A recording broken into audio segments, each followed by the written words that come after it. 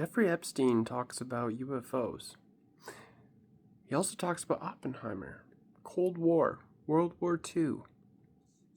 Nothing that I didn't cross out my list in when I created one of my YouTube videos or anything like that, but I'm just saying, are you paying attention? But early 90s, Santa Fe was funded for the study of complexity theory.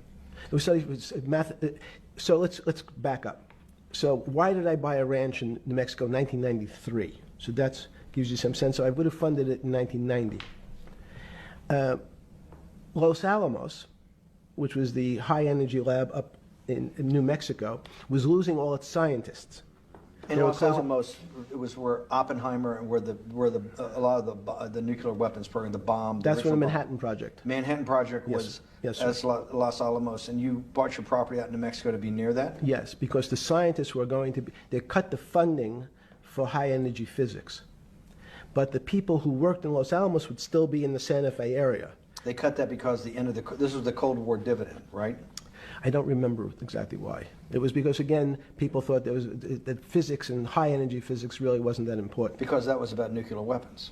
No, it was because they decided, which may be not right, this was the same time that Murray Gell-Mann came up with the term quark, Q-U-A-R-K. He picked it out of an old poem, the word quark. But it was mysterious. So they were starting to understand in the 90s that in our world of the physics world, there was things that were just unexplainable. They called it strange things. You gave it a name. You gave it some characteristics. You called it had charm. It was one of the terms. It had a charm. It had a flavor. It had a color. But no one, Mr. Bannon, understood what it was. Just like the financial system. And you wanted to investigate that? I wanted to see if we could build tools so others smarter than me could help investigate it. And that was the beginning of your concept of the Santa Fe Institute? Yes. And Santa Fe Institute was founded to do study in this type of... Can these areas of strange things be described by some form of mathematics? So that's what I'm trying to get at. The foundational thought, the organizing principle of Santa Fe, yes, in the high physics lab at Los Alamos, right, which had been the headquarters of Manhattan, and the Trinity Project, right, the bomb. Yes. So you're talking about the elite, the high priest of physics. Of physics. Yes, sir. Which high priest of physics, some subset of that is also mathematics. Yes, they're both similar.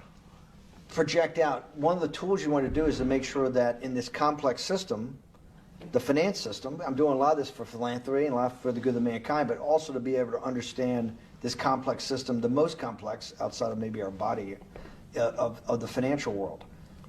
Yes. Did they create tools, or were you smarter in then the mid-aughts, 15 years later, than you had been then because of work that was done at Santa Fe? No, it was great.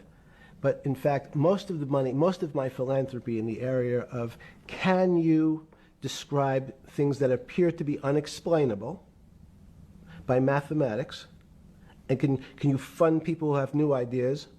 And unfortunately, when someone thinks they've been able to, there was a man, Stuart Kaufman, when they think okay, I figured out how to be able to predict the unpredictable, what appears to other people to be unpredictable.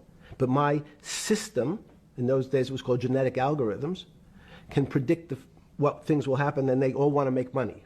So they use their systems to try to figure out, they know they have figured out the way to make money because they figured out the unexplainable. They try, they go bankrupt, and we start again. So with a cold view, what I've come to realize is that the attempt to mathematize, formularize, or what in your prior work, to understand what really is, in today's world, still unexplainable, is impossible. They're miracles.